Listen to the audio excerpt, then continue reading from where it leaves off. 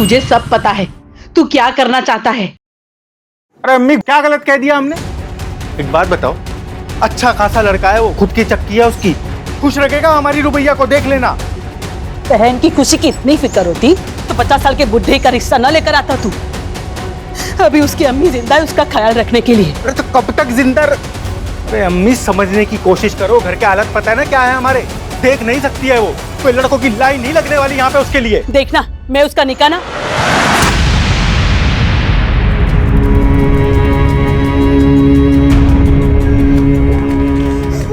भाईजान, आप बिल्कुल चिंता ना करें। मैं कभी भी आप पर या भाभी पर बोझ बनकर नहीं रहना चाहती। रुबैया, तू तो मेरी जान है, बोझ थोड़ी ना। ऐसे जबरदस्ती निकाह नहीं करवाऊंगी मैं। देखना मेरी गुड़िया का निकाह नेक, ईमानदार, फरमाबरदार लड़के से करवाऊंगी मैं। हाँ अम्मी, क्यों नहीं। एक लड़की जो देख नहीं सकती, जो हूर की परी है, उसके लिए करोड़ों की गाड़ी में आएगा ना लड़का निकाह पढ़ने के लिए। अम्मी, ये ख्वाब है तुम्हारा, ख्वाब ही रहने दो। वो ना अल्लाह देखेगा, तू अपना काम कर। आ बेटा आ।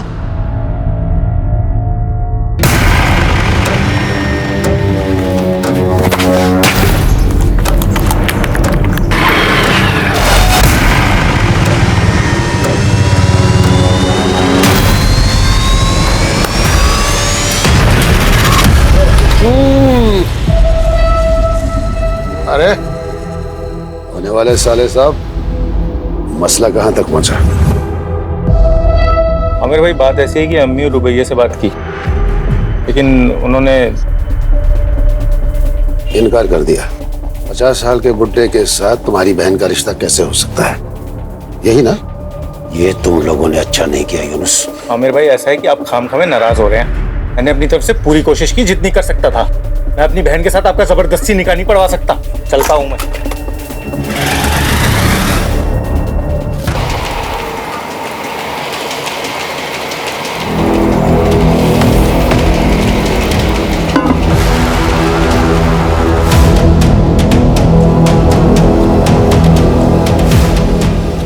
अरे हमसे क्या शर्माना, हमारी दुल्हन बन के ही तो आ रही हो। तुम्हारे भाई यूनुस से बात हो गई है।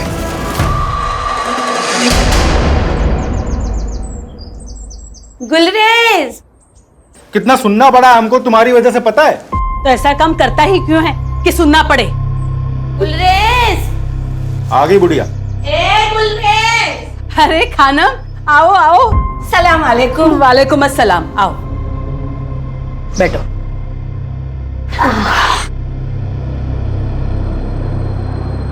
आराम से आराम से। खबर ही ऐसी थी कि अपने आप को रोक नहीं पाई। क्यों? रुबैया को फिर से शादी में गवाना है क्या? अरे गवाएंगे क्यों, हम सब मिलकर गाएंगे। ऐसा रिश्ता लेकर आई हूँ कि मना ही नहीं कर पाओगे तुम लोग। लड़का कौन है, क्या करता है और रिश्ता कहाँ से आया है वो तो बोलो खानम। अरे हजरतगंज के बहुत अमीर खानदानी लोग हैं। हाँ? उनका छोटा बेटा है सैयद, 35 साल का। पिछले साल उसकी बीवी का इंतकाल हो गया किसी बीमारी की वजह से। खैर बड़ी मुश्किल से वो फिर से शादी के लिए माना है, और मैंने अपनी रुबैया के बारे में सब बता दिया है कि बचपन में एक हादसे में उसकी आंखें चली गई है। उन्हें कोई एतराज तो नहीं है ना कि रुबैया देख नहीं सकती? ना ना मेरी जान, उन लोगों को कोई इतराज नहीं है। रुबैया बेटा, अल्लाह ने मेरी सुन ली।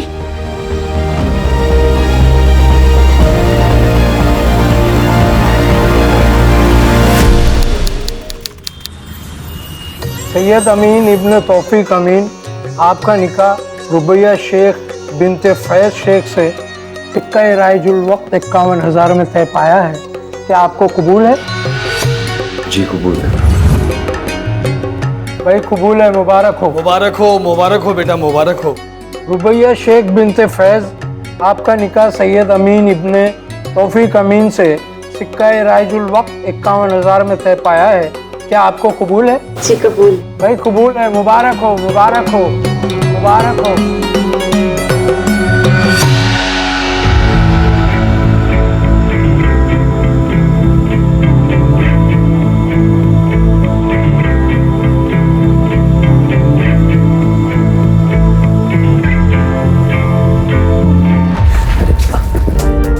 क्या कर रही हो? अभी टकराती। वो मैं इस कमरे की चीजों को पहचानने की कोशिश कर रही हूँ ताकि आगे जाके ठोकर ना लगे। आओ बैठो।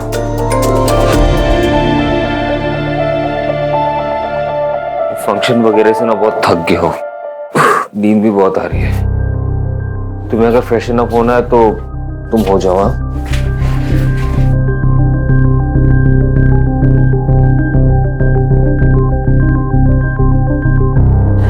आपसे एक बात पूछूं?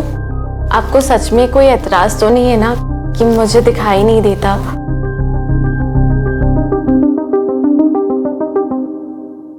बिल्कुल सपनों की जैसी शादी थी हमारी। यकीन ही नहीं होता था कि ख्वाब है या हकीकत। बस सब कुछ हकीकत ही था। रुबैया, तुम शादी में बहुत खूबसूरत लग रही थी। हमीदा अम्मी हमें बहुत प्यार करती हैं। उन्होंने कभी इस बात का एहसास ही नहीं होने दिया कि हम देख नहीं सकते कि हम लाचार हैं। शाजिया भाभी जो दुलार हमें देती थी, वैसा तो कभी हमें अपनी सगी भाभी से भी नहीं मिला। अब्बू और जमील भाईजान वैसे तो हमसे ज्यादा बात नहीं करते, पर खाने की टेबल पर चुटकुले सुनाकर हमेशा हमें हंसाने की कोशिश करते हैं। लेकिन इन सब में सबसे ज्यादा प्यार और दुलार हमें अब्दुल मामू से मिलता है। जब भी आते हैं मेरे लिए गुड़ की बर्फी जरूर लाते हैं। हमारे शौहर सैयद एक नेकदिल इंसान है, कम बोलते हैं, पर मेरे लिए उनकी मोहब्बत हमें महसूस होती है। कुछ दिनों से शायद परेशान जान पड़ते हैं। उनकी अपने बिजनेस पार्टनर से कुछ कहा सुनी हुई है। अल्लाह से बस यही दुआ है कि सब ठीक हो जाए। सैयद, सैयद कहाँ छिपकर बैठा भाड़ा? अरे क्या हुआ? हाँ? ये क्या तरीका है? तू मुझे मेरा तरीका मत समझा। एक मिनट केतन, केतन बेटा तुम घर में हो, इतना क्यों गुस्सा हो रहे हो? क्या बात? ये सब आप अपने बेटे से पूछिए। इसने मुझसे बिना पूछे कंपनी के अकाउंट से 5 करोड़ रुपए निकाले। वो पैसे मेरे। वो पैसे मेरे हैं, मैंने निकाल लिए। क्या करेगा अभी तू? चल निकाल, चल चल चल। अपनी हथौड़ मत करा। मुझे मेरे पैसे चाहिए, वरना क्या? वरना तुम्हारा और तुम्हारी बीबी का राज सबको बता देंगे।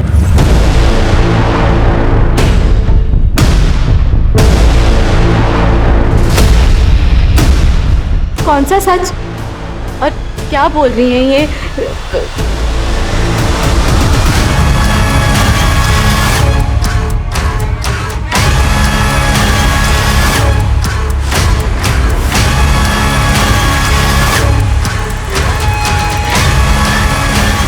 अम्मी, ये केतन कौन सी राज के बारे में बात कर रहे थे?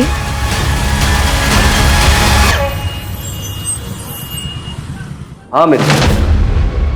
अच्छा वहां भी नहीं है। अच्छा एक काम करना अमित, अगर सैयद तुम्हारे यहाँ आता है या तुम्हारी बात होती है उससे तो तुम फौरन हमें बताना। हाँ अब्बू, अमित के यहाँ भी नहीं है। ऐसे कहाँ जा सकते हैं? केतन से ना झगड़ा होने के बाद से उनका मूड बहुत खराब था। अम्मी, अम्मी मुझे तो बहुत डर लग रहा है। अरे डर क्यों रही है? सैयद मुड़ी है, वो वापिस आ जाएगा।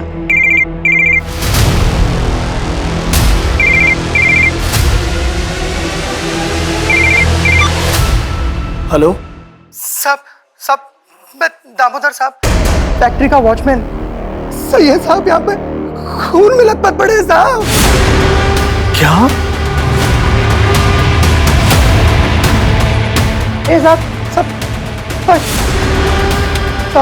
सैयद साहब, सब ये देखिए साहब, ये देखिए,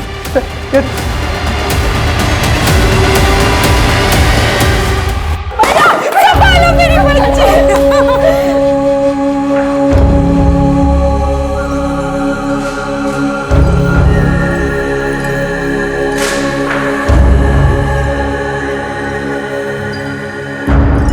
रोज पहले केतन आया था दीना के साथ मेरे घर पर। उसने सैयद को धमकी दी थी कि अगर सैयद ने उसके पैसे वापस नहीं किए तो पता नहीं सैयद का कौन सा राज खोल देगा वो।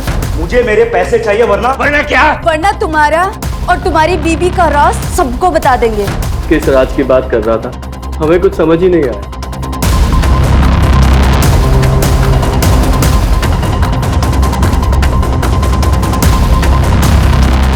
साहब, शाम को 5 बजे मिल बंद हो जाती है। मिल का ज्यादातर काम केतन साहब ही संभालते हैं। सैयद साहब तो कभी कभी आते हैं। किसी को कुछ नहीं पता। बॉडी को पोस्टमार्टम के लिए भेजो और फैमिली मेंबर्स को इन्फॉर्म करो, जब तक का इंक्वायरी पूरी नहीं हो जाती ये फैक्ट्री बंद रहेगी। और ये केतन और दीना उन्हें पुलिस थाने लेकर आओ। बाकी फैमिली मेंबर से तुम बात करो। यस। कॉल रिकॉर्ड्स चेक किए हैं आप लोगों के? 12 से 1 फैक्ट्री में क्या कर रहे थे? ऐसा क्या काम आ गया? सैयद से कौन से राज फाश होने की बात कर रहे थे तुम लोग? मुझे मेरे पैसे चाहिए वरना क्या? वरना तुम्हारा और तुम्हारी बीबी का राज सबको बता देंगे। मुझे नहीं पता कि वो किस राज के बारे में बात कर रहे थे। मैं तो खुद सुन के हैरान थी। सच सच बताओ, सैयद को क्यों मारा? सर, हमने सैयद को नहीं मारा। हाँ, हम दोनों फैक्ट्री गए थे, कुछ काम था, लेकिन सर हम डर गए थे क्योंकि सैयद के साथ सुबह ही हमारा झगड़ा हुआ था। तो लोगों को यही लगता कि हम दोनों ने ही कुछ किया है, इसके लिए हमने किसी को कुछ भी नहीं बताया। राज की बात? सर कोई राज नहीं, वो तो ऐसे ही हमने उसे डराने के लिए कहा था। पर मैंने उसे किसी से बात करते हुए सुना था कि ये बात मेरे परिवार वालों को नहीं पता चलनी चाहिए। देखो, ये बात मैं अपने घर वालों को नहीं बता सकता। आप मैं समझ रहा हूँ, लेकिन तुम मेरी बात तो समझो ना। पर वो बात क्या है वो हमें नहीं पता।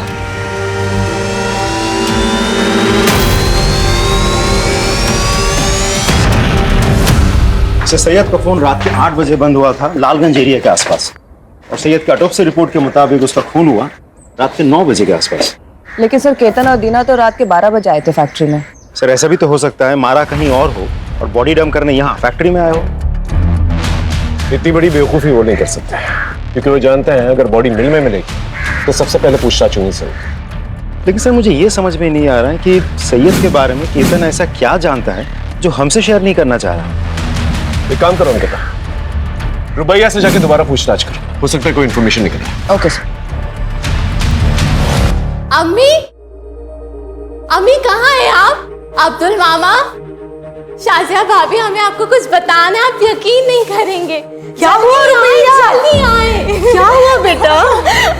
अम्मी, सैयद जिंदा है। वो कल रात मुझसे मिलने आए थे। ऐसी बातें करके क्यों हमारा दिल जलाना चाहती हो रुबैया? रुबैया की बातों पर ध्यान मत दो, वो अभी होश में नहीं। नहीं अबू, मैं सच कह रही हूँ। सैयद जिंदा है, वो कल रात को मुझसे मिलने आए थे। हाँ बेटी, हाँ बच्ची, समझ रहा हूँ मैं। तुमसे बहुत प्यार करती थी, इसीलिए तुझे ऐसा लग रहा है। नहीं, आप लोग मेरे बात का यकीन क्यों नहीं कर रहे? सैयद जिंदा है, मैं सच कह रही हूँ, मेरे सैयद जिंदा है। ना ही मैं झूठ बोल रही हूँ, ना ही मैं पागल हूँ मैडम। मेरे सैयद जिंदा है। वो रात को मुझसे मिलने आए थे और देखना आज भी आएंगे। आपको जल्दी मेरी बातों पे यकीन हो जाएगा। मेरे सैयद जिंदा है। अब मैं इसे कैसे यकीन दिलाऊं कि इसका सैयद अब इस दुनिया में नहीं? देखिए, मैं समझ सकती हूँ कि पति के जाने का इन पर गहरा असर हुआ है। आप जल्दी इन्हें अच्छे से थेरेपिस्ट को दिखाइए। मेरे सैयद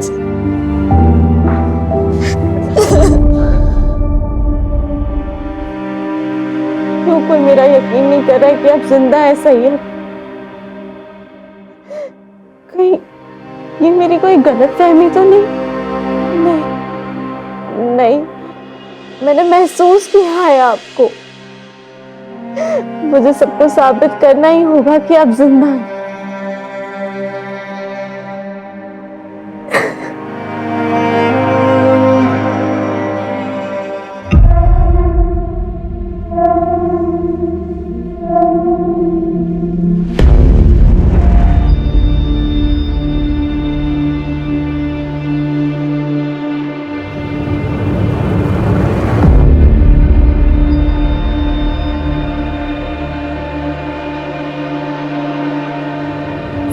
सैयद,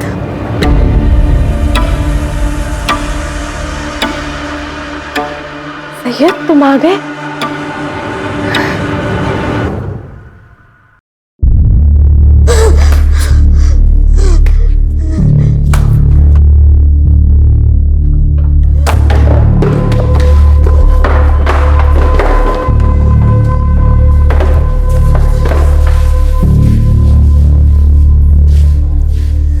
अम्मी समझा करो, हमको घर बेचना ही पड़ेगा। नहीं बेचेंगे ना तो खाने के भी लाले पड़ जाएंगे। दुकान बंद हो गई है तो दूसरा काम कब मिलेगा उसका कुछ पता नहीं है। रुबैया का फोन है। हाँ रुबैया, बोल मेरी बच्ची, तू ठीक है ना? अम्मी, मैं आप लोगों के यहाँ पे थोड़े दिन हरदोई रहना आना चाहती हूँ।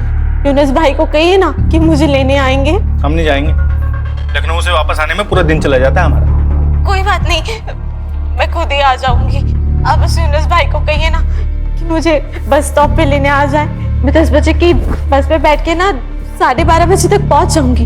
हाँ बेटा, लेने आ जाएगा। हाँ तू आजा बेटा, चले जाना।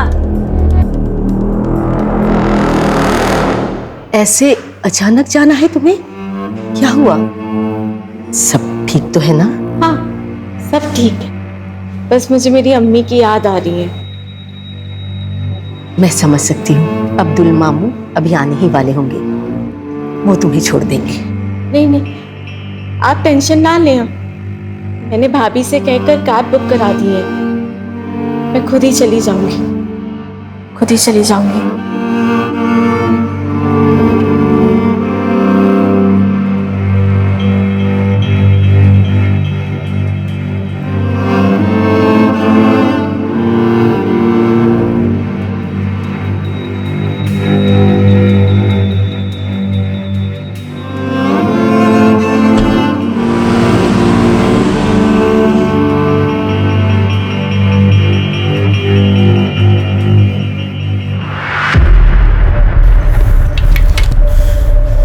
जरूरत थी क्या ऐसे यहाँ पे आने की?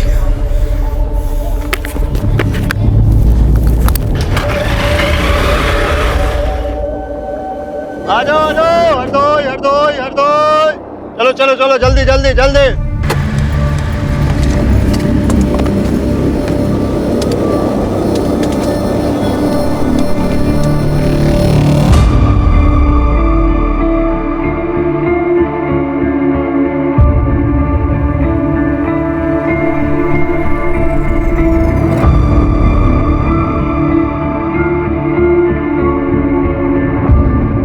हरदोई हरदोई हरदोई हरदोई हरदोई हरदोई हरदोई हरदोई। कहाँ जाएंगे मैम? ये बस हरदोई जाएगी। हाँ जी हाँ जी हाँ जी, आइए आइए।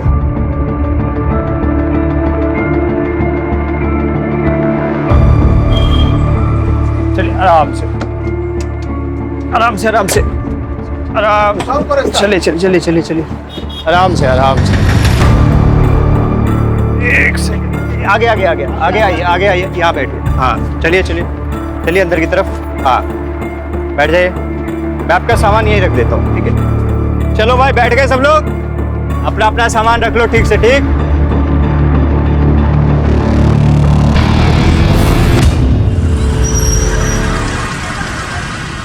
हाँ हाँ, आदाब गुलरेज बहन।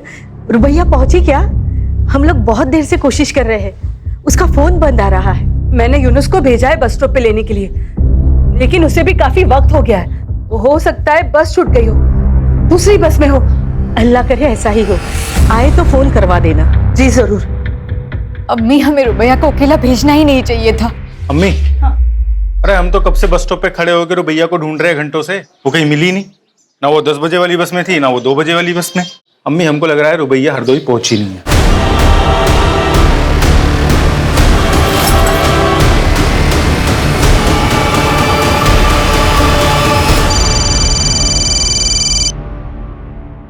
हाँ बोलो। क्या?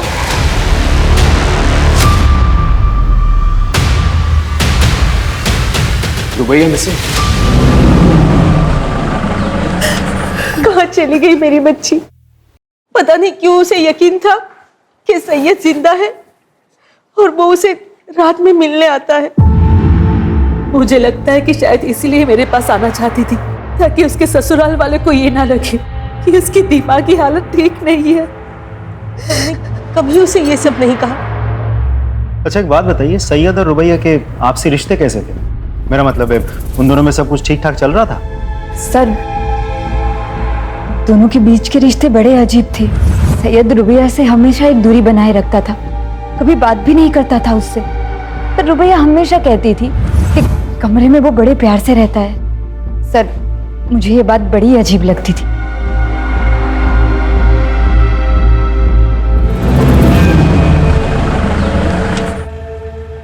सर, रुबैया के घर वालों से बात करके मुझे समझ में आया कि सैयद और रुबैया के बीच रिश्ते सही नहीं थे।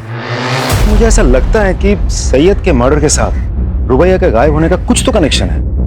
एक काम करो, रुबैया के कैब बुक करने से लेके बस स्टॉप पहुंचने तक उसके सारे फुटस्टेप्स ट्रैक करो, उसके call records, cab details, everything. Sir एक और बात, रुबैया के गायब होने के बाद हरदोई से सिर्फ उसकी माँ आई थी, साथ में भाई यूनुस नहीं था। बहन गायब है और भाई को फिक्र तक नहीं। उठा के लेके आओ सब। यूनुस शेख, तो तुम्हें पूरा यकीन है हरदोई स्टेशन गए थे अपनी बहन रुबैया को लेने के लिए? सर मैं गया था सर मैं बस स्टॉप पे पहुंच गया था, यही कोई 12 के करीब सर। मैंने तो अगली बस का भी इंतजार किया, तब मुझे लग रहा वो पहुंची नहीं स्टेशन पे। कैसे गए थे वहां पर? बाइक से गया था सर मैं। तुम्हारा जो हरदोई का घर है और बस स्टॉप है कितनी दूरी पे, तो किस रास्ते से गए थे?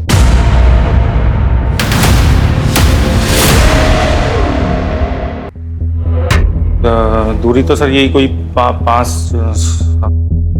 10 किलोमीटर की दूरी पे है सर। और फिर आता है सबसे पहले राउदी चौक आता है, और फिर उसके बाद एक बड़ी सी बाजार आती है सर। उसके बाद बस स्टॉप नहीं सर, उससे पहले ही एक बड़ा सा आम का बाग भी आता है। उसके बाद आता है 2 किलोमीटर की दूरी पे है बस स्टॉप। ठीक है जाओ, लेकिन जब भी बुलाएंगे वापस आना। आ जाऊंगा सर। अंकिता, रुबैया के घर से लेके बस स्टॉप तक जितने भी होटल्स, मोटल्स, ढाबे हैं वहां पर जाकर पता करो, और रुबैया के सारे डिटेल्स जो है आसपास के पुलिस स्टेशन भेजो। रुबैया का फोन 8 बजे से एक्टिव था, पता करो किस किस से बात की इसने। और ये रुबैया का भाई यूनुस सितंबर 15 को 10 से 4 के बीच में इसने किस किस से बात की, किस किस के साथ मैसेजेस एक्सचेंज किए, पता करो सब।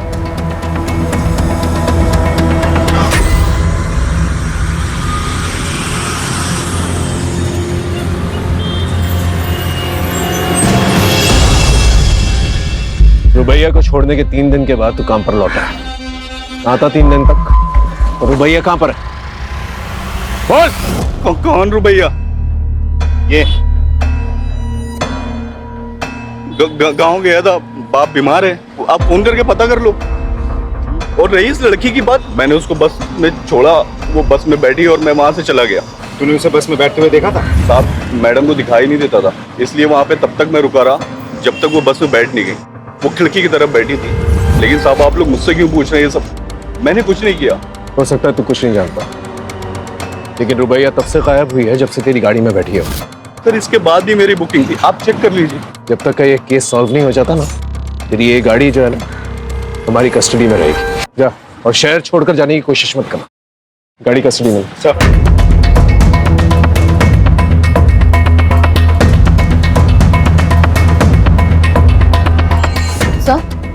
सर हमने लोकल पुलिस स्टेशन से पूछताछ की, लेकिन रुबैया अमीन ने किसी भी होटल में चेक इन नहीं किया है सर हमने सीसीटीवी फुटेज भी चेक किया, और यहाँ तक मॉर्ग जाकर उसके कदकाठी के डेड बॉडीज भी चेक की सर, लेकिन रुबैया का कहीं कुछ पता नहीं चला।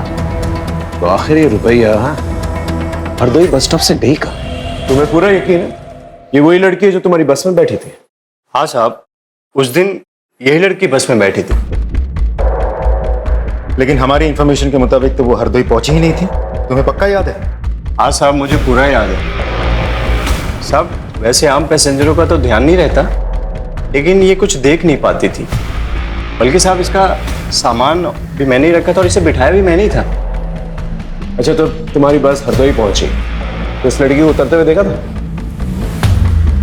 साहब इतना तो याद नहीं है मुझे, लेकिन हाँ साहब हरदोई से पहले जब बस चाय पानी के लिए रुकी थी तो मैंने इसको उतरते हुए जरूर देखा था साहब। चलो भाई, जिसको चाय वाय नाश्ता पानी करना है कर लो, बस सिर्फ 10 मिनट के लिए रुकेगी।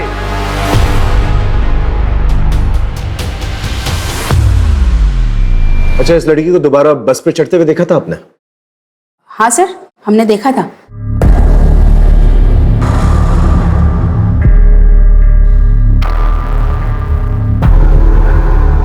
श्योर? श्योर। ठीक है, आप जा सकते। इसका मतलब रुबैया हरदोई पहुंची, लेकिन अपने घर तक नहीं पहुंची। घर नहीं पहुंची मतलब रुबैया का भाई यूनुस नहीं तो कुछ? कोई है? प्लीज खोलो, प्लीज मुझे बाहर आना है, प्लीज खोलो, खोलो,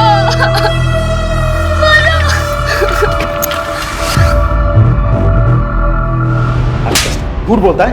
हाँ, तेरे कॉल रिकॉर्ड चेक किया हमने, तू हरदोई बस स्टॉप गया ही नहीं था। क्यों नहीं गया था? रुबैया को घर लाने क्यों नहीं गया था? कर गया था सर मैं। तो मेरी बीवी है ना बानो, तो रोज लड़ती थी रुबैया की वजह से, और इस बार उसने मुझे धमकी दी थी, बोला था कि अगर रुबैया घर में आई ना तो घर छोड़ के चली जाएगी। क्या करता सर मैं? नहीं गया।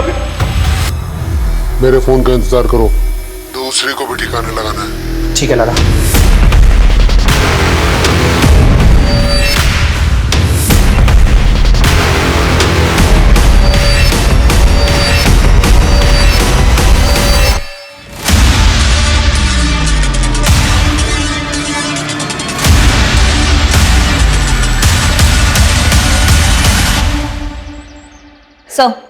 सर हमने रुबैया के ससुराल वाले की सीडीआर चेक की सर। उनमें से 15 सितंबर को सैयद का भाई जमील, उसकी लोकेशन रुबैया के लोकेशन से मैच हो रही है। राजीव, इस जमील को उठा के लेके आओ।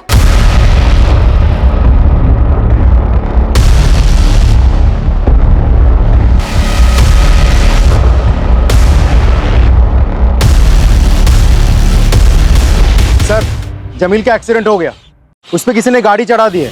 क्या? जमील, हमने तुम्हारे बैंक स्टेटमेंट्स चेक किए। तुमने बहुत सारे ट्रांजैक्शंस जो हैं बबल क्लब्स में किए। पहले हमें यह लगा कि शायद तुम हॉलिडे मनाने के लिए अपनी बीवी के साथ इस क्लब में जाते, लेकिन जब हमने क्लब में फोन किया तो पता चला तुम वहां अपनी बीवी के साथ नहीं बल्कि सैयद के साथ वहां जाते थे। तो चल क्या रहा था तुम्हारा और सैयद? हाँ, देख सच बता दे। एक ही फैमिली के 3 मेंबर्स के साथ हादसा हुआ है, कोई भी झूठ बहुत भारी पड़ेगा तुझे। सर, मैं बाइसेक्सुअल और सैयद गे था। हम दोनों एक दूसरे को डेट कर रहे थे और वो ये रिलेशनशिप को कंटिन्यू नहीं कर सकता। सर, वो क्लब में अकेले जाने लगा, लोगों से मिलने लगा, उन्हें डेट करने लगा। सर, उसने मुझे पैसे भी देना बंद कर दिया। रोज ऑफिस में हमारे झगड़े होने लगे और हमारे डिफरेंसेस लोगों के सामने आने लगे। और ये सब देखकर मेरी पत्नी दीना, वो मुझसे सवाल करने लगी थी, इसीलिए उसके लिए मैंने जानबूझकर सैयद को धमकाया। लेकिन एक बात समझ में नहीं आई, सैयद की बीवी रुबैया, वो उसके साथ 1 साल तक खुश कैसे थी और 1 साल तक सैयद का सच उसे कैसे नहीं पता चला? सर, मुझे कुछ नहीं पता, लेकिन हाँ, बुशरा सर, बुशरा सैयद की पहली पत्नी थी और वो उससे बिल्कुल भी खुश नहीं थी। वो उसे डिवोर्स देना चाहती थी, लेकिन वो बोटिंग एक्सीडेंट में मारी गई। राजीव, इस बुशरा के बारे में पता करो और बुशरा बोटिंग एक्सीडेंट के बारे में पता करो। जी सर। सर, शिल्पा खत्री नाम की औरत आपसे मिलने आई है। शिल्पा खत्री दोबारा क्यों मिल आएगी? यस मिस खत्री, बोलिए। सर, वो शायद रुबैया दोबारा बस में चढ़ी ही नहीं थी। क्या? लेकिन पहले तो आपने कहा था आपने उसे बस पे चढ़ते हुए देखा था। सर, जब हमने उसे देखा था ना, तब हम थोड़ा नींद में थे, लेकिन कल हमें याद आया कि जो लड़की बस में चढ़ी थी उसके हाथ में वो छड़ी, क्या बोलते हैं उसे? Blind walking stick. हाँ, वो नहीं थी। मिसेस खत्री, वो चाय की दुकान याद है जहां पर बस रुकी थी? हाँ सर, देखा था इस लड़की को यहाँ, उधर बैठी थी सर। हाँ मैडम, क्या लेंगी, चाय या ठंडा? भैया 1 कप चाय दे दीजिए। ठीक।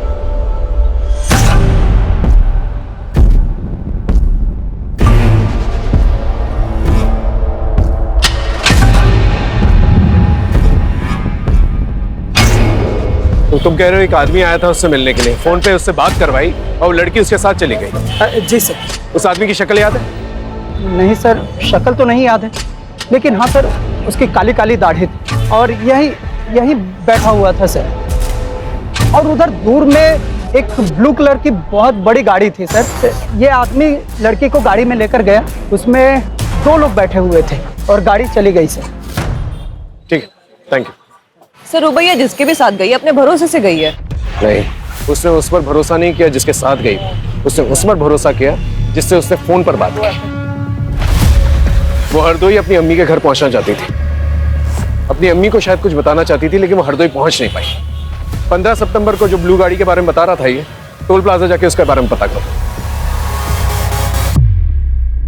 ये सच है अंकल, सैयद को लड़कियों में कोई दिलचस्पी नहीं थी और ये बात सैयद की पहली पत्नी बुशरा को भी पता था। झूठ है ये सब। बुशरा सैयद के बच्चे की मां बनने वाली थी। रुबैया और सैयद दोनों बहुत खुश थे और आप कह रहे हैं कि उसे औरतों में कोई कुछ भी कहेगा आप उसका विश्वास कर लेंगे। अरे वो हमारे घर का बच्चा था। इस बूढ़े ने 2 जवान बेटे खोए हैं साहब। ऐसे वक्त में तो इस घर में इस तरह की बेहुदा बातें मत कीजिए आप। और कोई है जो हम सबको एक एक करके मारना चाहता है, उसे जाकर ढूंढिए आप। पता नहीं हमारी बच्ची रुबैया किस हाल में है, पता नहीं वो जिंदा है भी कि नहीं। फिरोजपुर के टोल प्लाजा का सीसीटीवी फुटेज आ गया और फ्रंट सीट पर बैठे 2 आदमियों का चेहरा दिख रहा है। कौन है ये लोग? गगन और बब्बन सर। सर ये दोनों हिस्ट्री शीटर्स हैं और फिरोजपुर के ब्रोथल से भी इनका कनेक्शन है। उस गाड़ी के बारे में पता चला? किसके नाम पे रजिस्टर्ड है? जी सर, जमील। जमील अम्मी? Yes sir. सर वही रुबैया को लेकर गया था और इसके पहले कि हम उससे कुछ पूछ पाते उसका मर्डर हो गया सर। विक्टिम की मौत गला काटने से हुई है। बॉडी को 48 आवर्स हो चुका है और इसके साथ एक और जो लड़की की बॉडी आई थी जो बच गई, लेकिन दुख इस बात का ज्यादा है कि विक्टिम प्रेग्नेंट थी। Pregnant? She was 2 months pregnant. लेकिन ये कैसे हो सकता है? इसके पति को मरे हुए तो 3 महीने हो चुके। सैयद जिंदा है, वो कल रात को मुझसे मिलने आए थे। सर क्या हो रहा था इसके साथ उस घर में? कहीं इस बच्चे का बाप जमील तो नहीं? कहीं वो रुबैया के अंधेपन का फायदा तो नहीं उठा रहा था? हाँ बोलो। सर जमील के आदमी बब्बन और गगन का पता चल गया है। उन दोनों की लोकेशन गवर्नमेंट हॉस्पिटल की है जहां आयशा का इलाज चल रहा है।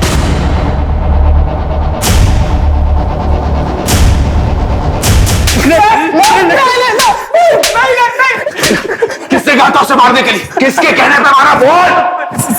सर हम तो दल्ले सर, कोटे पे लड़कियों का सौदा करते। ऐसा वहां से भाग गई थी, बहुत साड़ी बनती थी सर। बोल। रही बात रुबैया की, रुबैया को जमील भाई लेकर आए थे, उन्होंने उसको पकड़ा सर, उन्होंने मारा होगा, हमने कुछ नहीं किया, यकीन कीजिए। कोठे पे ले जाकर क्यों?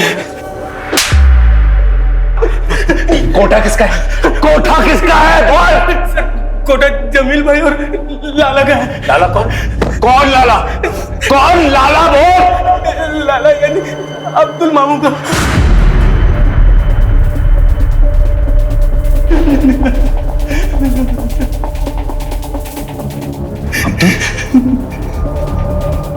लेकिन अब्दुल तो रुबैया को अपनी बेटी मानता था और जमील और सैयद उसके अपने भांजे थे।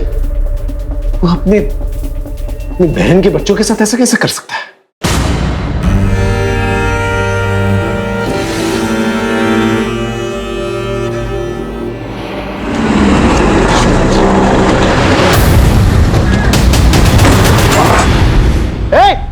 गर्दन पर गोली लगी है, हॉस्पिटल लेके जाओ। सर लेकिन अब्दुल ये सब करेगा ही क्यों? और इन सब में जमील कैसे फंस गया? सर क्या चल रहा है मुझे कुछ समझ में नहीं आ रहा है, अजीब पहेली है। सैयद की पहली बीवी बुशरा, वो भी प्रेग्नेंट थी ना सर, और उसकी मौत बोटिंग एक्सीडेंट में हुई थी। सबका जवाब हमें इस सारे में मिलेगा। सर सन 2020 में भी भूषण अमीन ने अपने पति और ससुर के खिलाफ रिपोर्ट लगाई थी। ये देखिए रिपोर्ट। सैयद के खिलाफ तो कंप्लेन समझ में आती है, लेकिन तौफीक अमीन के खिलाफ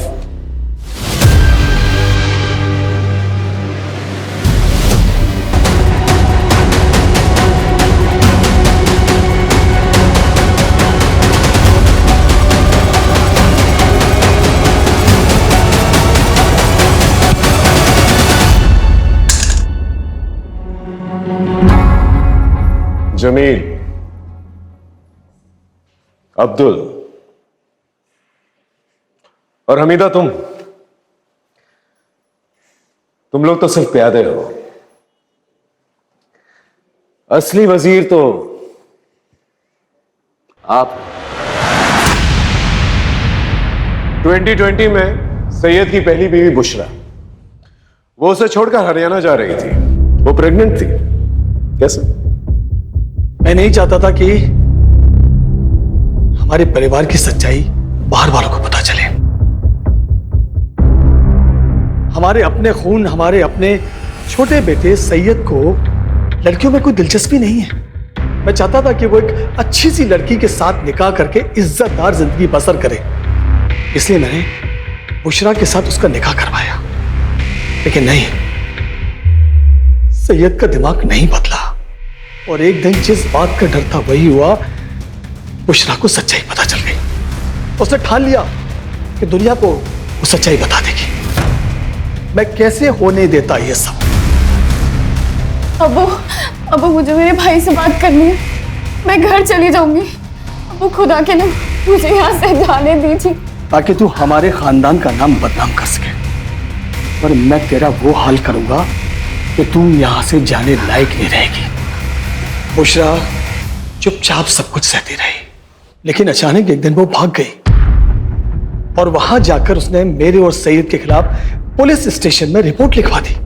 इसलिए बुशरा को तो रास्ते से हटाना ही था। उसके बाद हम दोनों ने जैसे तैसे सैयद को दूसरे निकाह के लिए मनाया। रुबैया हमारे परिवार के लिए एकदम सही थी। वो देख नहीं सकती थी। सैयद रात को घर में होता नहीं था। हम सैयद का इत्र लगाकर रुबैया के कमरे में जाता था। रुबैया को कोई शक नहीं होता था। वो सिर्फ इतना पूछती थी, सैयद तुम आ गए? अपने परिवार को आगे बढ़ाने के लिए जो भी सही था वो मैंने किया। लेकिन अपने बेटे सैयद को क्यों मारा? एक दिन उसके दिमाग में भी फितूर चढ़ गया। आपको ये बात समझ में क्यों नहीं आती कि मुझे लड़कियां नहीं लड़के पसंद है? और इसमें कोई गलत बात नहीं है। देखो, आप उस लड़की के साथ जो करना चाहते हो आप करो। उससे निकाह करनी है, उसके साथ सोना है, उसके साथ घूमने फिरना जाना है, जो करना है करो। लेकिन मुझे अपनी सच्चाई के साथ जीना है और मैं अपनी सच्चाई सबको बता के रहूंगा। सिंपल है। और मैंने अब्दुल से सैयद को मरवा दिया। लेकिन एक दिन रुबैया को भी मेरी सच्चाई का पता चल गया।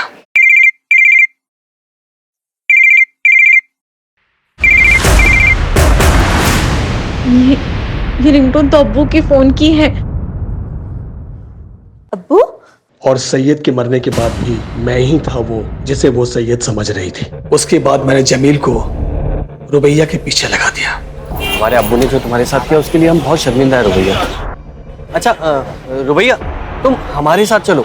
बस में जाना तुम्हारी जान के लिए खतरा है। और ये अब्दुल मामू भी तुमसे बात करना चाह रहे थे। हेलो मामू, मामू अब्बू। अब बेटा, तौफीक ने तुम्हारे साथ इतनी जलील हरकत की मुझे पता चल गया है। तुम एक काम करो, जमील के साथ यहाँ चली आओ। ठीक है। और अब्दुल से कहा कि रुबैया को भी मार दो। माफ कर देना मेरी बच्ची। अगर तौफीक का कर्जा मुझ पर नहीं होता तो मैं ये कभी नहीं करता। मैंने जो कुछ भी किया अपने खानदान की इज्जत बचाने के लिए किया। तुमने जो कुछ भी किया है ना, अपने खानदान की इज्जत बचाने के लिए नहीं किया, बल्कि इसलिए किया कि तुम बहुत ही घटिया इंसान है। अपने बेटे की दोनों बीवियों का रेप किया है और मर्डर किया तुमने। अब अपनी ये इज्जत लेकर सारी जिंदगी ना जेल में सड़ना।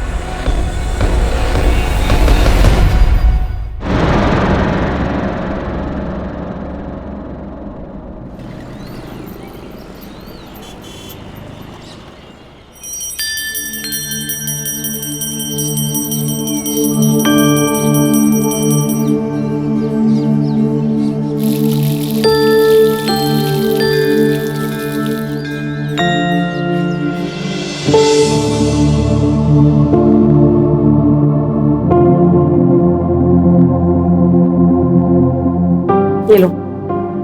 और सुनो, कुछ पैसे दे दो मुझे, घर का सामान लाना है।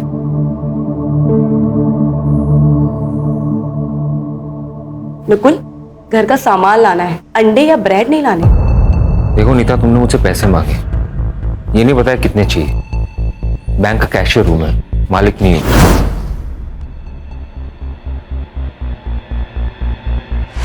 ये लो 5,000 रुपए, इतना ही औकात है मेरा। और हाँ, ये हमेशा गुस्सा करके ताना मार के मुझसे बात करने की जरूरत नहीं है। पति हूं मैं तुम्हारा। अच्छा हुआ जो बता दिया कि पति हो तुम मेरे, नहीं तो मैं तो भूल ही गई थी।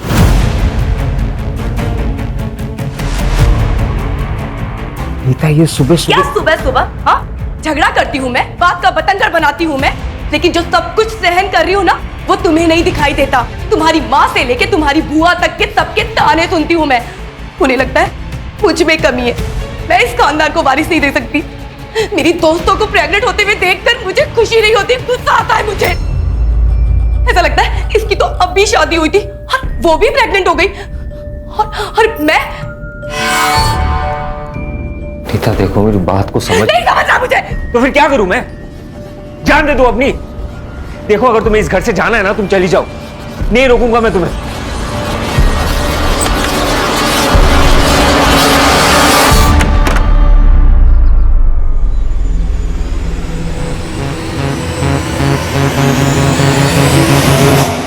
x is equal to 6. Therefore, x is equal to 6 divided by 3. 3 by 1, 3 by 2. Therefore, x is equal to 2. समझे?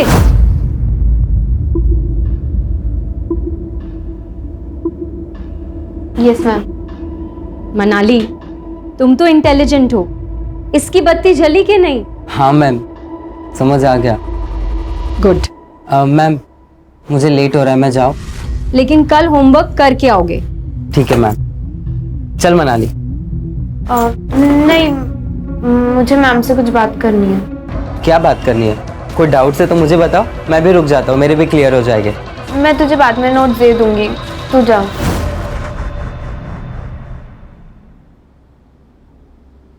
ठीक है, बाय मैम। बाय रोहन। बताओ मनाली, क्या डाउट्स है?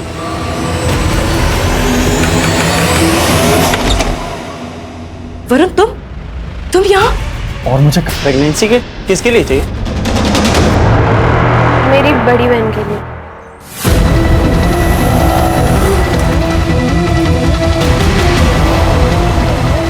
प्रतीक, प्रतीक, वो तेरी कजन है ना मनाली? हाँ। अरे वो रो रही यार, कुछ तो लफड़ा है। मनाली, क्या हुआ? रो क्यों रही है तू? दादा वो।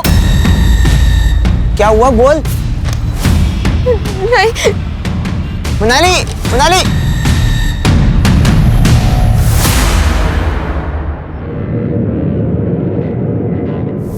कहाँ से आ रही है? काका, वो उसका प्राइवेट क्लास था ना, बताया था उसने मुझे। तुझसे पूछा मैंने? सॉरी काका। कहाँ थी तुम? और ये घड़ी तूने शो के लिए पहन रखी है? 5:30 बजे तेरी क्लास छूटती है और अभी 7 बजे हैं। कहाँ थी अब तक? पापा वो, मैं क्लास में थी। बेवकूफ समझा है मुझे? बता किस लड़के के साथ थी? अहो, काय बोलता तुम्ही? बेटी है हमारी। बाप हूं मैं इसका, मुझे मत सिखा, अच्छी तरह जानता हूं मैं।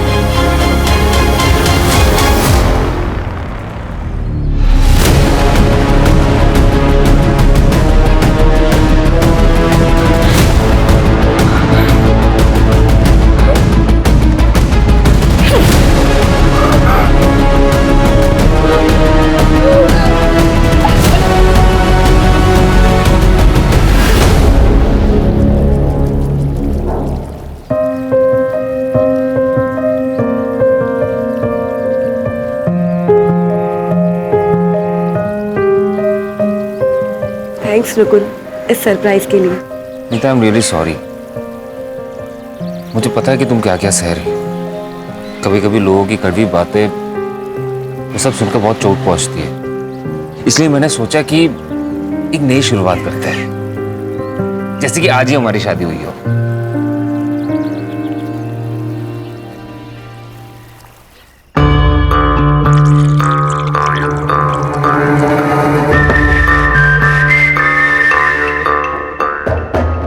इधर आओ। ये क्या नुकुल, ये क्या कर रहे हो? ये लो। नकुल, तुम्हें पता है ना मैं ड्रिंक नहीं करती। पता है, लेकिन वो तुम्हारा कल था, ये हमारा फ्यूचर है। Cheers.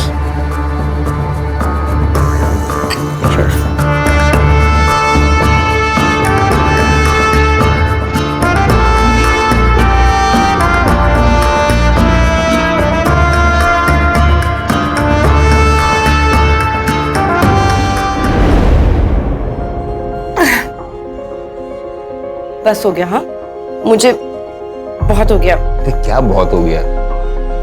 एक और तो पी सकते हैं। नहीं नहीं, अब नहीं। नकुल, नकुल, मैं कह रही हूँ ना, नहीं अब नहीं। नकुल, एक बात बोलूं, मुझे ना प्यार करने का बहुत मन कर रहा है। चलो ना। इधर आओ, आओ, बैठो। मैं अभी आया। अभी कहाँ जा रहे हो? रिसेप्शन में जाना है, 2 मिनट का काम है। ठीक है।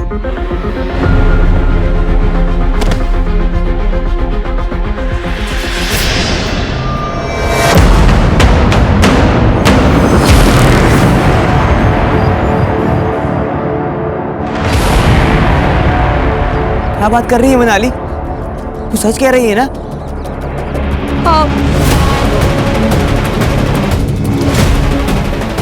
एक काम कर, तू घर जा और किसी को कुछ बताने की जरूरत नहीं है, मैं सब मैनेज कर लूंगा।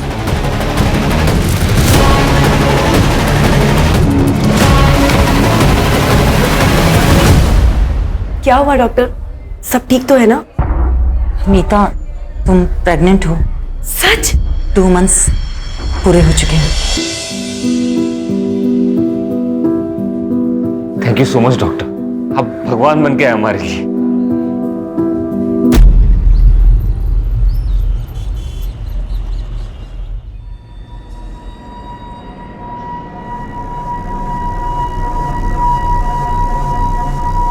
नीता, नीता,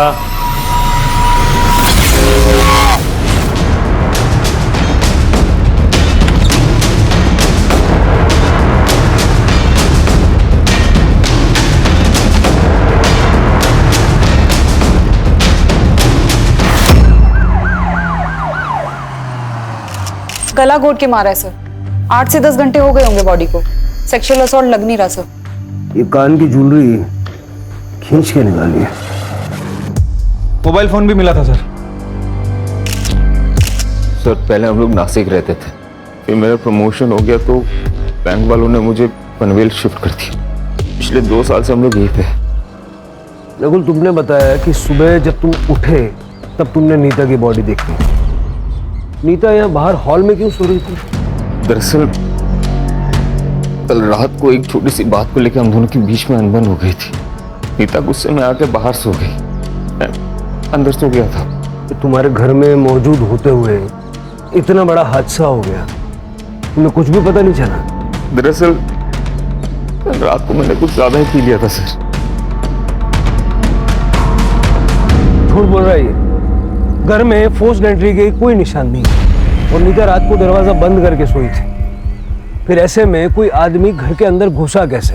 सर हो सकता है कि नीता कातिल को जानती हो और शायद इसी वजह से उसने अंदर घुसने दिया। सीसीटीवी? सर इस पूरी सोसाइटी में कहीं भी सीसीटीवी नहीं है। जो घर में आया था घर से गया भी है। ये बाहर वाली सड़क पे कहीं ना कहीं तो सीसीटीवी होगा, जरा चेक करो। और सोसाइटी में नीता और नकुल के बारे में पूछताछ करो। ये नकुल पूरी बात नहीं बता रहा है। साहब, मेरी नाइट ड्यूटी होती है। कल पूरी रात तो मैं जाग रहा था और कोई भी अनजान आदमी इस गेट के अंदर नहीं आया। बहुत परेशान थी वो सर। वो काफी सालों से बच्चे के लिए ट्राई कर रही थी। नीता बहुत ही चिड़चिड़ी हो गई थी और उन दोनों में काफी झगड़े हुआ करते थे। अगर इतनी प्रॉब्लम है तो हम लोग अलग हो जाते हैं ना। क्यों अलग हो जाते हैं? मार दो ना मुझे। मेरी बकबक से इतनी ही परेशानी है तो तुम्हें कर लो दूसरी शादी, ले आओ किसी को, पर वो मेरी जैसी बांझ ना हो। यही कहती है तुम्हारी माँ। अरे बस! मैं पक्का तो नहीं कह सकती, पर शायद नीता को सोनाली के बारे में सब पता लग गया था। कौन सोनाली? ट्यूशन टीचर है। वो नीता के पति नकुल था ना, आना जाना रहता था उसके घर में। वैसे भी बेचारी डिवोर्सी है, तो उसे किसी का सहारा मिल गया। जैसा नवरा वैसी बायको। म्हणजे वरुण नाम का आदमी इधर रहता था, जो अभी नहीं रहता है। लेकिन वरुण का और नीता का कुछ संबंध था, वो वरुण के बीवी ने देख लिया और दोनों का झगड़ा हो गया। चले जाओ यहाँ से, वरना मैं चिल्ला चिल्ला के लोगों को बुलाऊंगी। निकलो यहाँ से, निकलो। पर अगर इतनी आग थी ना मेरे पति के लिए तो शादी कर लेती। सीमा, मेरी जिंदगी क्यों बर्बाद की तूने? सीमा, ऐसा कुछ भी नहीं है जैसा तुम समझ रहे हो। देखो लोग सुन लेंगे, धीरे बोलो। सुन लेंगे। आज ना मैं तेरी आग बुझाती हूँ। चल सीमा, चल मेरे साथ। बात सुनो सीमा। आपके सोसाइटी में ऐसे घटिया बेशर्म लोग रहते हैं। सीमा, मुझे वरुण से कुछ भी लेना देना नहीं है। वो खुद जबरदस्ती मेरे पास आया था बात करने। तू तो बड़ी सती सावित्री है ना। सर नकुल का अफेयर चल रहा था ट्यूशन टीचर सोनाली के साथ। और सर वरुण और नीता का भी अफेयर था शादी से पहले। इसका मतलब है कि नीता से छुटकारा पाने के लिए नकुल और सोनाली ने मिलकर उसे मारा है, और या वरुण की बीवी सीमा ने गुस्से में आके नीता का कांटा निकाला है। सर मुझे लगता है शायद वरुण भी हो सकता है, क्योंकि नीता शादी के बाद वरुण को एक्सेप्ट नहीं कर रही थी। हो भी सकता है। इतना तो तय है शिरके कि जो भी घर में आया था जबरदस्ती नहीं घुसा था, उसके लिए दरवाजा खोला गया था और वॉचमैन ने किसी अनजान आदमी की मूवमेंट नहीं देखी। और अगर हम ये सोचें कि दरवाजा रात भर बंद था तो फिर नकुल हमारा प्राइम सस्पेक्ट है। आप मुझ पे शक क्यों कर रहे हैं सर? नीता मेरी बीवी थी, मैं उससे प्यार करता था। सोनाली से भी तो करता था। नहीं सर, मोहल्ले वाले के बारे में आपको पता ही है ना, दूसरों के घर पे झांकने की पुरानी आदत है उनकी। हाँ, कभी मिलते थे तो हाई हेलो हो जाता था और कुछ नहीं। इसमें ना तेरे चैट्स हैं सोनाली के साथ। Hi, hello, good morning, good night, खाना खाया क्या, ये सब तो है। उसके अलावा भी बहुत कुछ है, पढ़ के सुनो। नहीं सर, नहीं सर। सर देखिए, आई एम रियली सॉरी कि मैंने आपसे झूठ कहा, लेकिन मैं क्या करता सर? नीता मेरे से प्यार से बात करना तो दूर, मेरी तरफ देखती भी नहीं थी। उसे बच्चा चाहिए था और मैं उसे दे नहीं पा रहा था। क्यों? मेरा स्पर्म काउंट कम है इसलिए। लेकिन वो बच्चे के लिए डेस्परेट थी सर। हम दोनों के बीच में बहुत अनबन होता था इसके लिए। इसी बीच मैं सोनाली से मिला और हम दोनों के बीच में दोस्ती हो गई।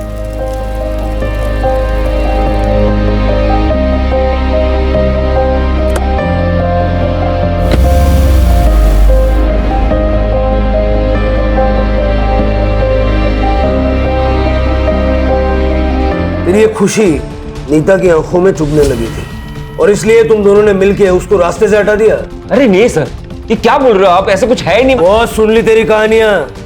तू घर के अंदर था रात भर, घर का दरवाजा अंदर से बंद था, घर में खून हो जाता है, तुझे पता नहीं चलता। आठ टका है ना। अरे सर मेरी बात सुनिए, मैंने कुछ अरे सर मेरी बात तो सुनिए। अरे सर मैंने कुछ नहीं किया, आप समझिए।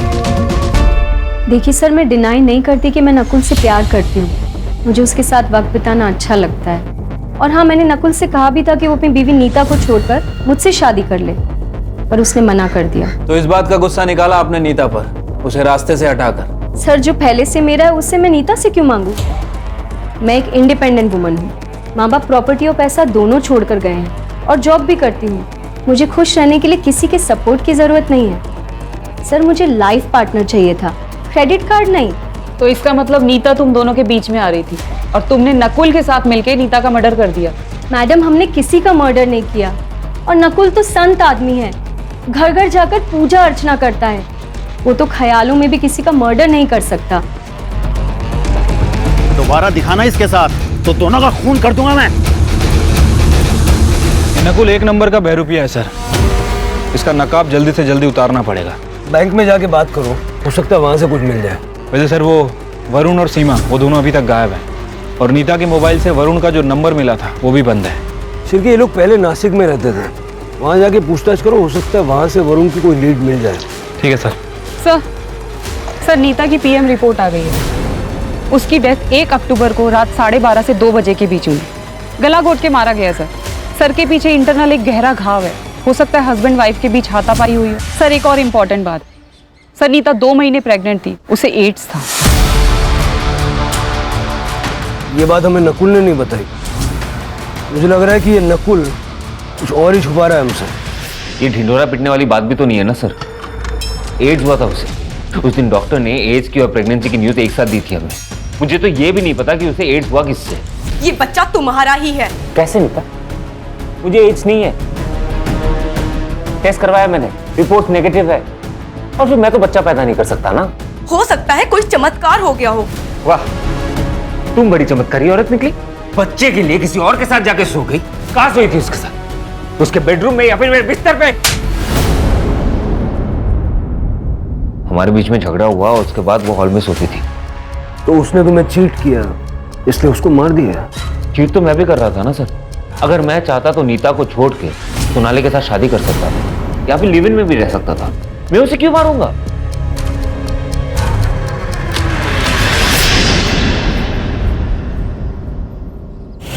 सर मैंने नकुल का सीडीआर और बैंक स्टेटमेंट चेक किया। सर सीडीआर से धीरज शर्मा का नंबर मिला है। पता चला है कि नकुल ने 1.5 लाख रुपए ट्रांसफर किए थे धीरज को। दोस्त है उसका? नहीं सर, ये एक जिगलो है। कहने को कॉल सेंटर में काम करता है, लेकिन उसका असली काम यही सब है। नकुल का इससे क्या लेना देना? ये धीरज है कहाँ? सर अभी वो हॉस्पिटल में है। उसे एड्स हो गया है सर, लास्ट स्टेज पे है। मैं जल्दी जल्दी बहुत सारे पैसे कमाना चाहता था, तो मैंने अपने शरीर की मार्केटिंग करना शुरू किया, पर पता ही नहीं चला कब इस बॉडी ने साथ छोड़ दिया। नकुल ने तुम्हें पैसे क्यों दिए थे? उसकी बीवी के साथ सोने के लिए। उसने दापोली वाला ट्रिप भी मेरे लिए प्लान किया था। उसने उसे बहुत सारी दारू पिलाई और वो सो गई। वो बच्चा मेरा नहीं है, वो मुझसे प्रेग्नेंट नहीं हुई थी। ऐसी बात का नकुल को गुस्सा आया और वो मुझसे पैसे वापस मांगने लगा। देख मैं तुझे कह रहा हूँ, मुझे मेरे पैसे वापस चाहिए। नहीं दे रहा। क्या करेगा? पुलिस के पास जाएगा? नीता को बताएगा? बता। मैं तो बस एक मोहरा हूँ, असली रावण तो तू है। सांप सीढ़ी खेल रहा है हमारे साथ। बोल। माँ बनने का सपना तो हर औरत का होता है, लेकिन इस तरह से अपनी बीवी को बिना बताए बेखबर रखे किसी तीसरे आदमी के साथ सुलाया तुमने? तो मैं क्या करता? बच्चा चाहिए था उसे। अरे तो आज मेडिकल साइंस में इतने सारे ऑप्शंस अवेलेबल है ना, कितनी ट्रीटमेंट्स हैं। उससे बात करता, वो ऑप्शन चुनता, लेकिन तूने वो ऑप्शन नहीं चुना। और जो ऑप्शन तूने चुना धीरज का, उससे बच्चा हुआ क्या? नहीं हुआ ना? अरे तो बच्चा आया कहां से? जादू से आया? सर 2 महीने तक धीरज को नीता के साथ सुलाता रहा, लेकिन वो प्रेग्नेंट नहीं हुई। लेकिन जब धीरज उसके साथ संबंध बनाना बंद कर दिया तब वो प्रेग्नेंट हो गई। पता नहीं कैसे। तो यही सवाल मैंने भी उससे पूछा। वो यही कहती गई कि आपका बच्चा है, आपका बच्चा है। तो मुझे यकीन है सर, ये उसका वो एक्स बॉयफ्रेंड वरुण का बच्चा है सर। या वरुण खाली आना जादू लेने गया सर उसे। पुरानी जिंदगी से कोई वास्ता नहीं रखना था सर, इसलिए नंबर चेंज किया था। लेकिन तुम तो नीता से प्यार करते थे ना? वो भी करती थी, पर प्यार के बीच में जात आ गई। हार गए हम घर वालों के आगे। उसने शादी की तो मैंने भी कर ली। सोचा था कि सब भूल जाऊंगा, पर नहीं भूल पाया। फिर मैंने पनवेल ट्रांसफर ली। लेकिन सर ये उससे बार बार मिलते थे। मैंने कई बार इन्हें खुद रंगे हाथों पकड़ा है। मैं बहुत परेशान हो गई थी सर, हार गई थी।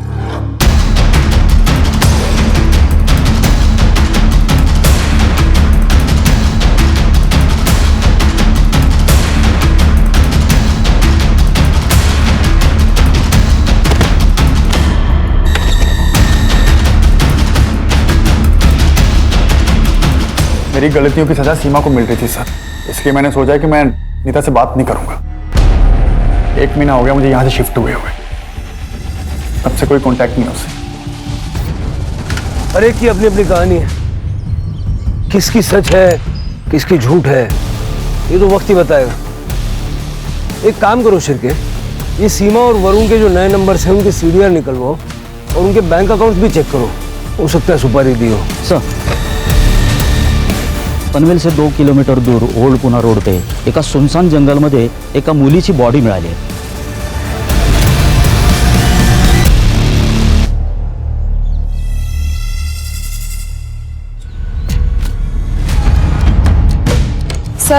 सर पे गहरी चोट है, गला घोट के मारा गया. इसके कान से भी इयरिंग खींची गई है सर, नीता की तरह. सर मुझे तो दोनों केस कनेक्टेड लगते हैं, लेकिन सेक्सुअल असॉल्ट हुआ है या नहीं ये पीएम रिपोर्ट के बाद ही पता चलेगा. सर, ये बैग मिला है, इसमें पैसे भी से तो कुछ है नहीं. ये आईडी कार्ड मिला है. मनाली कामले मेमोराइज लैंडमार्क. यहाँ तो नीता भी रहती थी सर.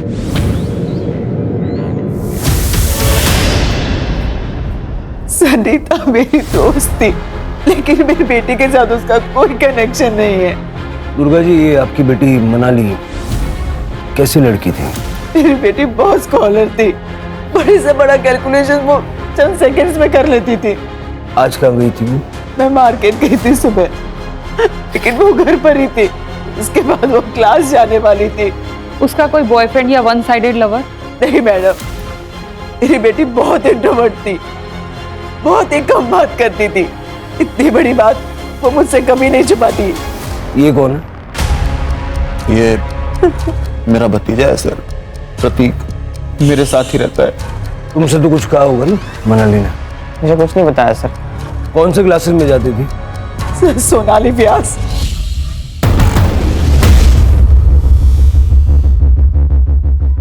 दोनों विक्टिम्स इसी सोसाइटी से.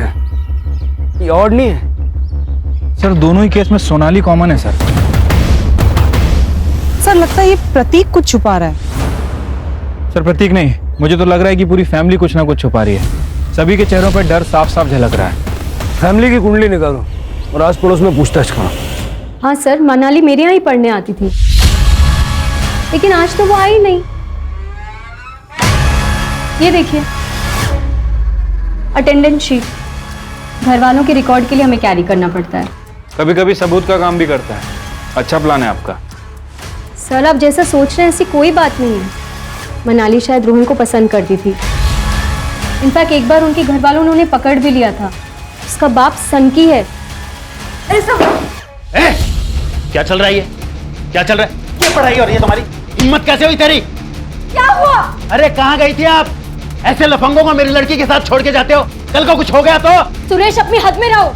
ये मेरा घर है, या तुम्हारी बदतमीजी नहीं चलेगी, समझे? और अगर इतना ही है ना तो ले जाओ अपनी बेटी को अपने साथ. जाओ. चल उठा बैठ.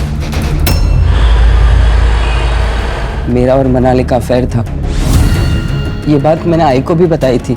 हाँ सर, लड़की अच्छी थी, पर उसका बाप राक्षस था. धमकी दी थी हमें. दोबारा दिखाना इसके साथ तो दोनों का खून कर दूंगा मैं. रोहन, उस दिन के बाद तुम मनाली से कभी नहीं मिले? नहीं मिला मैम, मैंने कई दिनों से इसे देखा भी नहीं. तुम बीमार थे और मनाली मिलने भी नहीं आई? आई थी, मनाली रोहन को मिलने आई थी. रोहन सो रहा था तो 15 मिनट बैठी और फिर चली गई. सर मैंने रोहन और उसकी माँ से बात की है. सर मुझे लगता है कि दोनों कुछ छुपा रहे हैं. अब पता ये करना है कि ये रोहन वाकई बीमार है या फिर डर के कारण बीमार हो गया है. ये रोहन की माँ शालिनी और सुरेश दोनों का सीडीआर निकलवाओ. ठीक है सर. सर मनाली की पीएम रिपोर्ट आ गई है. मनाली की मौत शाम 5 से 7 बजे के बीच हुई थी. गला घोट के मारा है सर, और सर के ऊपर काफी गहरा घाव है, जैसे नीता की बॉडी पे भी था. एक और बात कॉमन है सर. सर मनाली भी 3 महीने प्रेग्नेंट थी. व्हाट? प्रेग्नेंट? ये आप क्या कह रहे हैं? हमें इस बारे में कुछ नहीं पता. आपको जरूर कोई मिसअंडरस्टैंडिंग हुई है. इस रिपोर्ट में लिखा है ऐसा.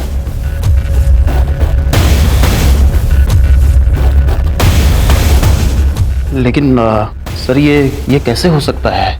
इसी बात का गुस्सा आया और मार दिया उसे. ये क्या कह रहे हैं सर? मेरी बेटी थी सर, वो गलत रास्ते पे ना चली जाए इसलिए मैं डराता धमकाता था, लेकिन मैं अपनी बच्ची को नहीं मार सकता सर. इस रात मनाली गायब हुई, तुम कहाँ थे? मैं अपनी आइसक्रीम फैक्ट्री में था सर. मैं वहाँ मैनेजर हूँ, वहाँ काम करता हूँ सर. और प्रतीक तू कहाँ था? सर मैं 1 से 6 बजे तक कोचिंग क्लास में था. तुझे पता था ना मनाली प्रेग्नेंट है? अगर चुप रहोगे तो मनाली को इंसाफ नहीं मिलेगा. सर उसने ये सब बात मुझे बताई थी, वो रोहन से प्रेग्नेंट थी, लेकिन सर बात कुछ और है। क्या बात है? मैं मार्केट जा रही हूँ, जब तक मैं वापस आऊँ इन सारी प्रॉब्लम्स का सलूशन चाहिए। ओके? Okay ma'am.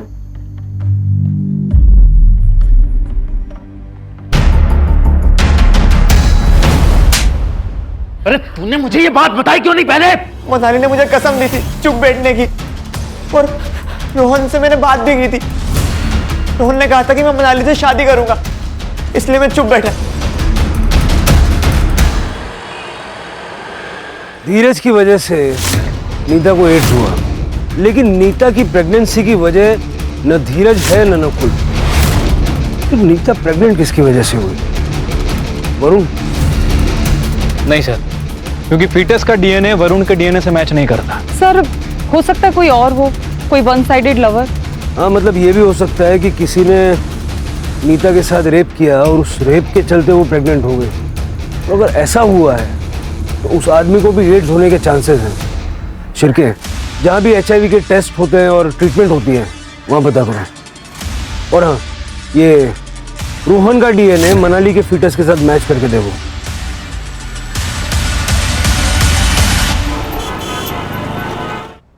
सर एक शॉकिंग न्यूज है। सर मैं विमेंस केयर क्लिनिक गई थी, जहां से पता चला सोनाली व्यास 2 महीने प्रेग्नेंट है। ये बच्चा नकुल का तो नहीं हो सकता, क्योंकि उसका स्पर्म काउंट लो है। अगर ये बच्चा नकुल का नहीं है तो सोनाली ने किसके साथ? वो हॉस्पिटल में होने वाले फादर का नाम रजिस्टर्ड है? नो सर, और ये सोनाली हमें कुछ बताएगी नहीं। सर, 2 मोबाइल चोर मिले हैं, उनके पास जो मोबाइल मिला है उसमें ये वीडियो मिला है।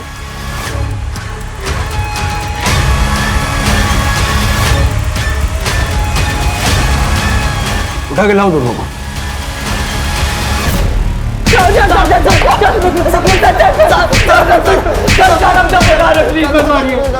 बता रहे सर, रेप हमने किया। प्रतीक हमारे कोचिंग का फ्रेंड है। प्रतीक के कहने पे ही हमें पता चला कि रोहन ने मनाली का रेप किया। सर वो बच्चा गिराना चाहती थी, तो हमने भी सोचा कि हम भी बहती गंगा में हाथ धो लेते हैं, किसी को कुछ पता नहीं चलेगा। सर इसलिए मैंने सजेस्ट किया था कि कर्जल जाके अबॉर्शन करेगी सर, ताकि किसी को पता भी ना चले। क्या हो गया भाव? गाड़ी क्यों रुकी? पौधों को पानी देने जा रहा हूँ। तू आ रहा है? चल रुक, मैं भी आता हूँ।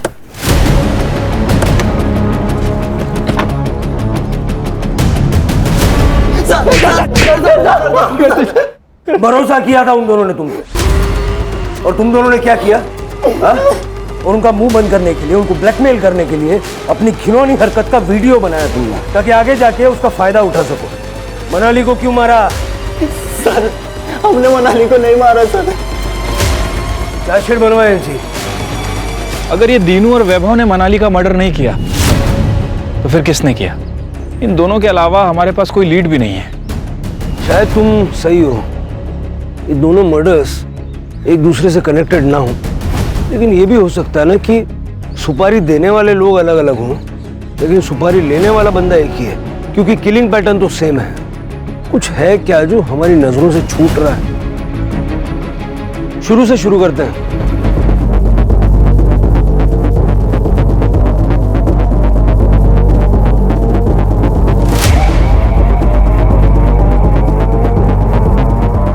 शिरके, दोनों विक्टिम्स के हाथ में निशान है। हाँ सर, निशान तो हैं, लेकिन किस चीज के समझ नहीं आ रहा। किसी चीज को उनके हाथों पे रख के जोर से दबाया गया है। यू आर राइट सर, इन दोनों का कातिल एक ही है। अब हमें यह समझना पड़ेगा कि ये निशान हमसे क्या कहना चाहते हैं।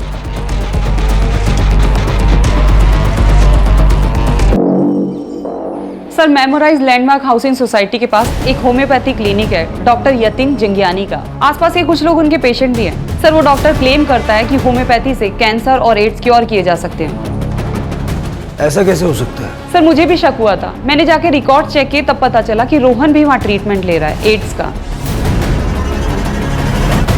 मैं झूठ बोलकर लोगों को मीठी हार्मलेस गोलियां देकर अपना काम चला लेता था, लेकिन मैं उनको साथ में एंटीबायोटिक लेने की सलाह भी देता हूँ। रोहन आपका पेशेंट था? हाँ सर उसे एड्स था। वो पहले दूसरे डॉक्टर से ट्रीटमेंट करा रहा था, लेकिन जब उसे मेरे बारे में पता चला तो मेरे पास आया। मैंने भी उसे दवाइयाँ लिख दी और साथ में उस लड़की को, क्या नाम था उसका? मनाली। हाँ सर, मनाली। उसको भी रोहन की तरह के ही सिम्टम्स थे, लेकिन सर उसको एड्स नहीं था। हमने उससे झूठ बोला कि उसे भी एड्स है और उसे पैसे लेकर उसका भी इलाज शुरू कर दिया। चलो क्यों चलो। क्या हुआ? कहाँ? सर मैंने क्या किया? मैंने क्या किया सर? अरे आप लोग? रोहन से बात करनी है।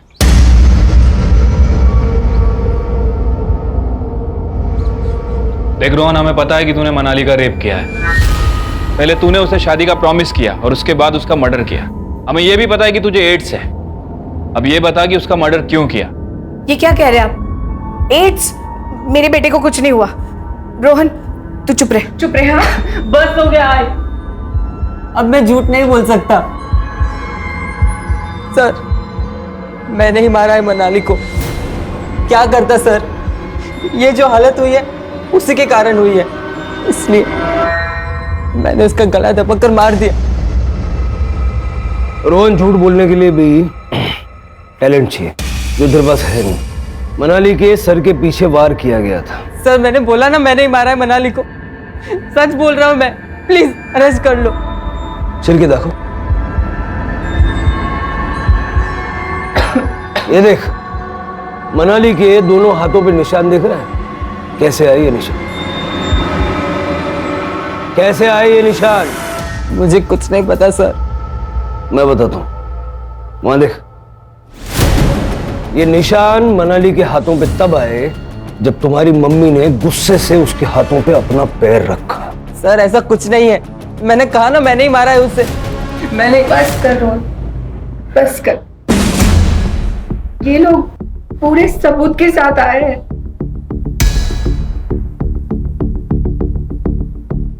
सर, रोहन के पापा गल्फ कंट्री में काम करते हैं और रोहन अकेला मेरे जीने का सहारा है।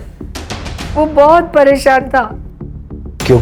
सर मैं मनाली को बहुत प्यार करता था, लेकिन उसने कभी मुझे प्यार नहीं किया।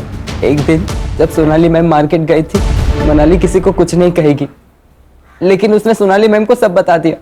मैम, रोहन ने मेरे साथ बहुत गलत किया मैम।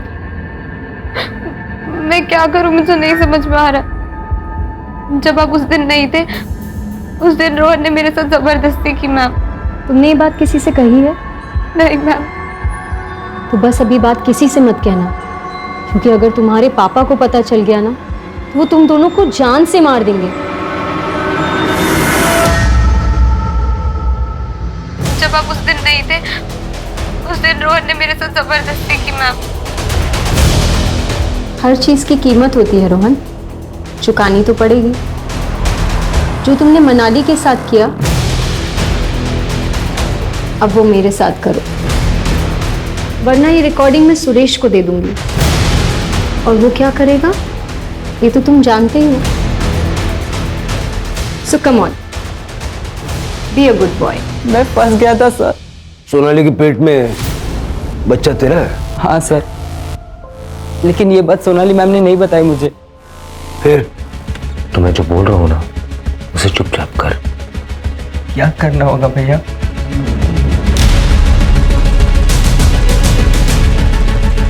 जो तूने सोनाली के साथ किया है ना, वही तुझे इसके साथ बनना है। मैंने इसे शराब पिला दिया है, इसे कुछ पता नहीं चलेगा। मैं सिर्फ एक ही बार गया था वहां पे और उसके वजह से मुझे एड्स हो गया। तुझे पता कैसे चला कि तुझे एड्स हो गया? आई को पीसीओडी का प्रॉब्लम है, वो रेगुलर चेकअप के लिए जाती रहती है। उस दिन गायनेकोलॉजिस्ट के पास मैं भी आई के साथ गया था और वहां पे मैंने नकुल को देखा। इससे क्या हुआ? कुछ नहीं, डर गया था। इसकी बीवी को एड्स था और इसको लगा इसे भी है। रिपोर्ट्स नेगेटिव है, बच गया। मैं बहुत डर गया था सर, क्योंकि नीता आंटी के साथ मैंने संबंध बनाए थे और उस वक्त मुझे बहुत खांसी थी जो ख़त्म ही नहीं हो रही थी। जब मैंने इंटरनेट पर चेक किया मुझे पता चला ये एड्स के सिम्टम्स हैं। मैं तुरंत डॉक्टर जांगियानी के पास गया और उन्होंने कंफर्म किया कि ये एड्स है। सर मेरे बेटे ने डर के मारे मुझे सब कुछ बता दिया। उस कमीनी की वजह से मेरे बेटे को एड्स हो गया। मुझे बहुत गुस्सा आया। नकुल ने अपने घर की डुप्लीकेट चाबी रोहन को दे रखी थी। उस रात मैंने वो चाबी ली और रॉड लेकर उसके घर चली गई। मनाली को क्यों मारा? सर वो डरा रही थी, धमका रही थी मुझे। तुम्हारी वजह से मेरी जिंदगी खराब होगी रोहन, तुमने सब कुछ खराब कर दिया। तुम्हें मुझसे शादी करनी पड़ेगी बस। ये तो पॉसिबल नहीं है। ठीक है, फिर मैं पापा को बता देती हूँ। मनाली, मनाली रुक जा। मैंने रोहन से कहा कि शादी के लिए हाँ कर दे, उसे जंगल में बुलाए।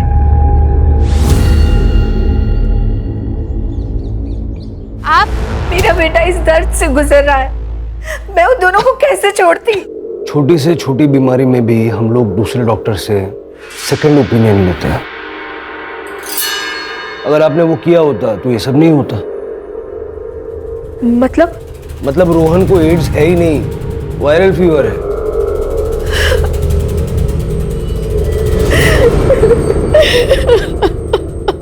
सर औरतों के साथ हो रहे शोषण और अत्याचार के केसेस कम नहीं हो रहे, बल्कि दिनों दिन बढ़ते ही जा रहे हैं। राणे, समाज कोई थर्ड पार्टी नहीं है। समाज हम ही लोग मिलके बनाते हैं ना। अब इसी केस को देख लो। अगर सुरेश अपनी बेटी मनाली के साथ इतनी सख्ती नहीं करता और थोड़ा सा प्यार दोस्ती वाला बर्ताव करता तो मनाली के साथ जो हादसा हुआ वो घर पर आकर सुरेश से कहने की हिम्मत जुटा पाती। और अगर नीता की बात करें तो संतान ना होने की वजह से उसके आसपास के लोगों ने उसको इतने ताने मारे कि उसके जीवन में जो खुशियां थी वो खुशियां ही छिन गई। अगर बढ़ते हुए क्राइम रेट को रोकना है तो इस समाज को बदलने के लिए शुरुआत कहीं ना कहीं हमें अपने आप से करनी है।